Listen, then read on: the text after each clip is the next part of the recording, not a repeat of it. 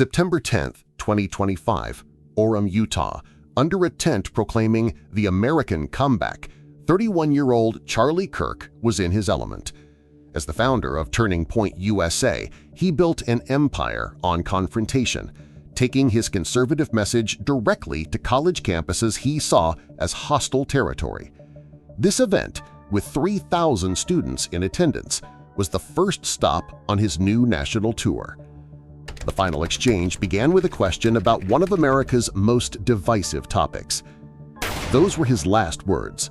A single bullet, fired by a sniper from a distant rooftop, struck him in the neck. The man who built his career on the art of the debate was silenced by an act of brutal, calculated violence. The response was massive. The FBI and local law enforcement locked down the campus, launching a manhunt for a killer who had vanished. Security footage tracked the suspect's movements with chilling precision. He arrived on campus at 11:52 a.m., just minutes before the attack.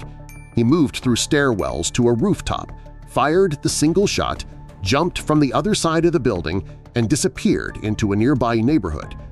Investigators recovered the weapon, a high-powered bolt-action rifle, a tool of precision, not indiscriminate violence.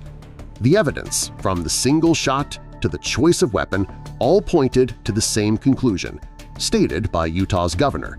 This was a political assassination. The suspect remains a ghost, described only as a male who appears to be college-age and who blended in with the student population. To understand the impact of his death, you have to understand the man. Charlie Kirk wasn't just a commentator. He was the architect of a new, pugnacious, youth-focused conservatism. He founded Turning Point USA at just 18 years old, and with the backing of major conservative donors, grew it into a political juggernaut with a presence on thousands of campuses. His ideology was a doctrine of provocation. He called George Floyd a scumbag. He promoted the Great Replacement theory, alleging a plot to diminish the white population. He called the landmark 1964 Civil Rights Act a huge mistake. And on January 5, 2021, he announced he was sending buses of patriots to D.C. to fight for this president. But no position was more tragically ironic than his stance on gun rights. In 2023, he argued that the cost of the Second Amendment was, tragically, worth it. A year later, he would become one of those deaths himself. The aftershock was immediate. President Donald Trump declared Kirk a martyr for truth and freedom, ordering flags nationwide to be flown at half-staff and announcing Kirk would posthumously receive the Presidential Medal of Freedom. It was an unprecedented state-sanctioned canonization of a private political activist. For a fleeting moment, a fragile consensus emerged.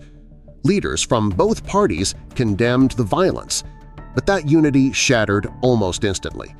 On the right, many followed the president's lead, blaming radical left political violence. On the left, some pointed to Kirk's own inflammatory rhetoric as a factor in a toxic political climate. The shared shock was quickly weaponized, revealing just how deep America's divisions run.